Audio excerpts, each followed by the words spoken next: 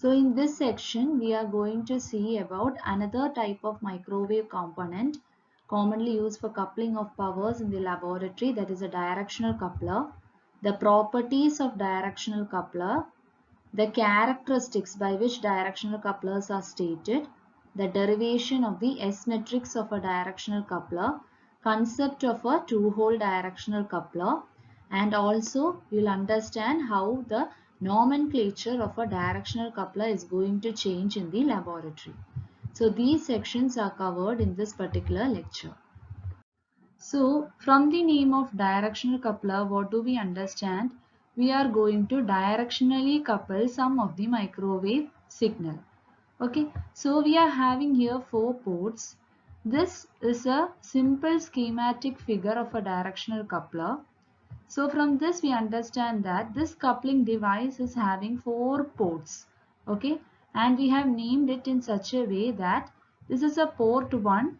Okay, and it couples it to port 2. Okay, and this is port 3 and port 4. So port 1 and port 2, they form the primary waveguide, and port 3 and port 4, they form the secondary waveguide. So it is a 4-port waveguide junction as shown, which consists of a primary waveguide of port 1 and 2 and secondary waveguide of port 3 and port 4. Now just observe the figure. What do we understand? If we are, say, giving an input power at the port 1, what will happen? Obviously, it will couple it to port 2 and say some power may be coupled to port 4 also. But there will be no coupling between port 1 and port 3 because of the structure of this coupler. Similarly, between port 2 and port 4 also there will be no transmission of power because of its structure. That is what is written here. Between port 1 and port 2 there will be coupling, but there will be no transmission of power between port 1 and port 3 and also between port 2 and port 4, which is understood from this figure. Okay, now if we are terminating all the ports by their characteristic impedance, then there will not be any reflection. There will be free transmission of power.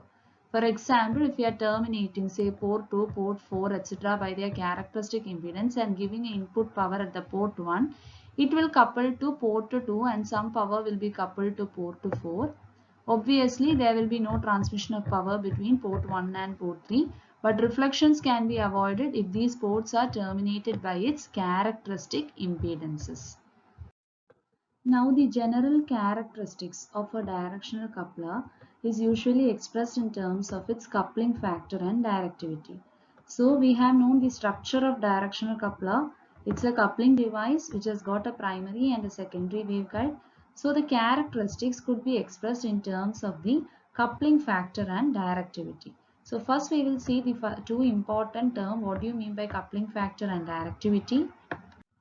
Now in the directional coupler, we can terminate the other port. Suppose if you are feeding say input at port 1, the other port 2, 3 and 4 can be terminated by their characteristic impedance to avoid reflections in the coupler. And the very two important characteristic of a directional coupler is a coupling factor and directivity. So what do you mean by the coupling factor? Say assume that you are supplying your input at say port 1. We know that port 1 and port 3 is isolated. There is no transmission of power between them. So the power will get coupled to port 4 here. Okay, and obviously there is power transmission between port 1 and port 2 from the figure. So what do you mean by this coupling factor? It is a measure of ratio of power levels in the primary and the secondary lines. So here it means the primary and the secondary waveguide of directional coupler. Hence, if a coupling factor is known, a fraction of power measured at port 4 may be used to determine the power input at port 1. So it means if I am giving an input at port 1, how much it has got coupled to say port 4. That is the coupling factor. Okay. So directivity is a measure of how well the forward traveling wave in the primary waveguide couples only to a specific port of the secondary waveguide. For example, if I am giving my input power or the power transmission is actually occurring in the primary waveguide, say port 1 and 2.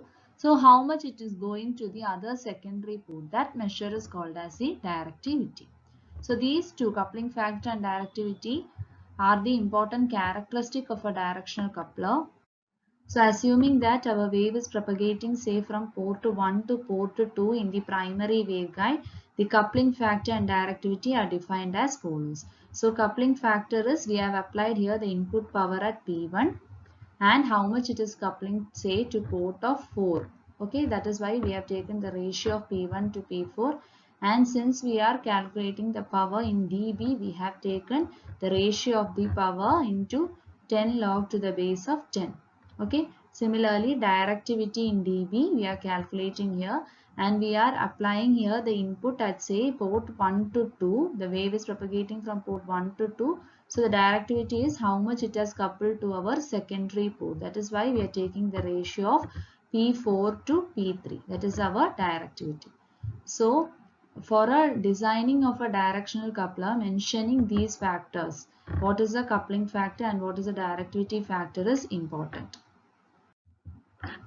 Generally, we can also take another parameter, that is our isolation, in addition to the coupling factor and directivity, for mentioning the design features of a directional coupler. So now we have stated here that these three factors in general. So understanding its equation is important. Here all these factors are calculated in dB and the ratio of powers are taken. So how to write these ratio of powers, that is important. So what is the coupling factor? Ratio of the incident power to the forward power. Here the forward power is the coupled power. Okay. So 10 log to the base 10 Pi by Pf dV. This is a forward power which is being coupled from the input port. Directivity is a ratio of forward power to the backward power measured in dB. So from the example you might have understood correctly what you mean by directivity. So how much power is actually directing from the primary to the secondary, that is the forward power to the backward power, 10 log to the base 10 of Pf by Pv in dB. And what is the isolation? It is a ratio of incident power to the back power which is expressed in dB. From the word isolation itself, we know that isolation, how much the output is isolated from the input. So that is the ratio of incident power to any reflection which may occur, or the back power which may occur, which is expressed here in dB. So generally you have to understand the equations of this coupling factor, directivity and isolation for a directional coupler. So again I have summarized here the properties of ideal directional couplers. You can go through these points already explained from the figure.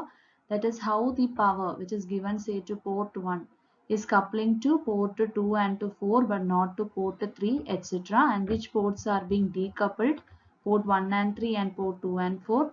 So all those is given here. These points which are already explained from the figure. Okay, we have just summarized it into 5 points. Go through all this.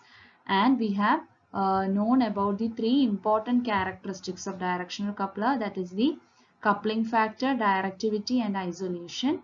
And also remember that there is a relation between these three characteristics of directional coupler, that is isolation in dB will be equal to coupling factor plus directivity. So there is also a relationship between these three characteristics of a directional coupler. Now here we will see about a two-hole directional coupler. Usually in laboratories we employ multi-hole directional coupler. For understanding the concept of these holes in directional coupler, here a two-hole directional coupler is considered. Here, as you can see from the figure, we are having 4 ports, main waveguide and the auxiliary waveguide. Okay, and you can see that there are two tiny holes common in between these two waveguides, that is between the main waveguide and auxiliary waveguide. So these two holes are also placed here at a distance of 1/4 of the guide wavelength. So here the frequency of operation determines this separation between the holes.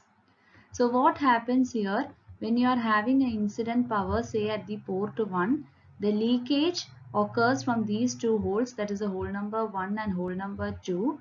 And in the hole number 2, you can see that the leakage is occurring. Say from this particular hole and the other hole, first and second hole, they are in phase and they will contribute to the PF power, which is shown in the figure. What happens at the first hole? The leakages from the first and the second hole, they are out of phase. So it will not ideally cause any backward power or PV power. It will be 0. So this is a 2-hole directional coupler. So it consists of a main waveguide and an auxiliary waveguide with 2 tiny holes common in between them, which are at a separated distance of 1/4 of guided wavelength. And the leakages which occur out of both the holes, they are in phase at the position of second hole and contribute to PF. But the leakages are out of phase by 180° at the position of the first hole, thereby ideally making this PV to be equal to 0. So the coupling is actually determined by the size and the location of the holes in the waveguide walls, and also the frequency of operation is going to determine about the separation between the holes. Okay, so this is a case of a 2-hole directional coupler. You can have practically a multi-hole directional coupler. Now we will derive about the S matrix for a directional coupler. So in directional coupler we are having 4 ports. So similar to that of the magic T, we can have all the diagonal elements to be equal to 0. Since it can be perfectly matched, the diagonal elements we are going to make it 0. And also from the property of directional coupler, by now we know that 1 and 3 is having no coupling, and also 2 and 4 also there is no coupling. So we can make these particular terms, that is S13, S31, S24 and S42 to be equal to 0. So substituting all these values, we will get here only some elements in the S matrix of a directional coupler, and further again I am employing the symmetrical property. So it becomes easy to solve the elements of S matrix. So S21 can also be written as S12. So similarly S41 can also be written as S14. So we have written the S matrix as such. What will be our next step? We are going to employ the unitary property of S matrix to further solve these element values of S. So here again further employing S into S conjugate is equal to our identity matrix, and taking R1 C1, R2 C2, R3 C3 and taking one more R1 into C3, we get it as such. Now just observe these.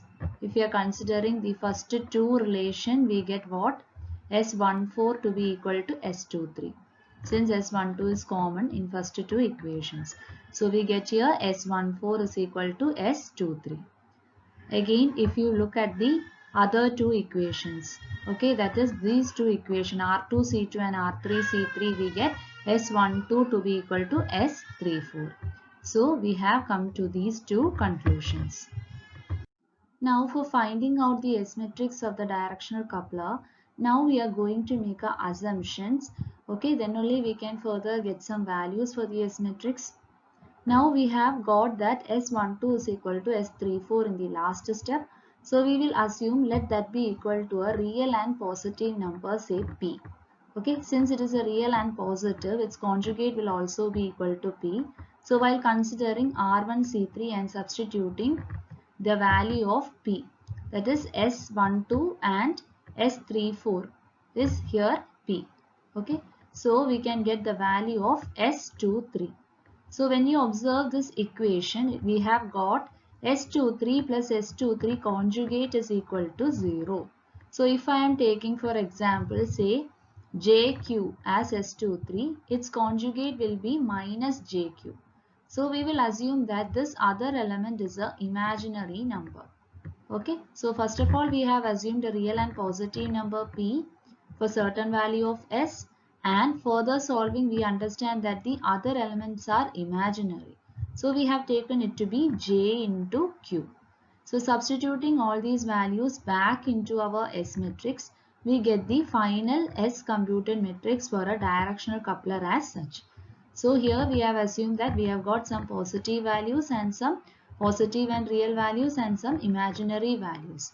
So this is how we finally solve the directional coupler S matrix. Now in this section, we have understood about the properties of directional coupler and we have also seen the S matrix of a directional coupler. Now finally understand that this is how a directional coupler looks in our laboratory. Usually we employ a 3 dB directional coupler. What do you mean by 3 dB? Power is getting equally splitted. Okay, that is what you mean by a 3 dB. So in the directional coupler design itself it will be written. That indicates what power will be coupled. It can be 3 dB, 10 dB, 20 dB. Usually we see a 3 dB directional coupler. Okay, so how you place this directional coupler is important. According to how we are placing this directional coupler in the setup, its nomenclature of the ports will also change. For example, see the first one. In the first case, we have seen this is our port 1. Okay, and this is our what? Throw port or the port which is actually collinear. These two are the collinear ports. So this can be port 1, this can be port 2, and port 3 here is a coupled port because power will also be coupled to this particular port, and here this port will be the isolated port. Okay, so see the second one. Again the nomenclature will change if you rearrange the position of the directional coupler. So this becomes the first port and this becomes the throw port, that is the second port, and this becomes the coupled port, this is this particular port, and finally you can see this having a matched termination, this becomes the isolated port. So how you place the 3 dB directional coupler for your laboratory setup is important, because depending upon how we are placing it, the nomenclature of the ports will change, and also you have to accordingly write the equations for coupling factor, directivity, isolation, etc. Okay, so this is all about a directional coupler, the features of directional coupler, the S matrix of a directional coupler. Okay, so this is a very important component, microwave hybrid component, which is used in microwave laboratories mainly for coupling of microwave powers.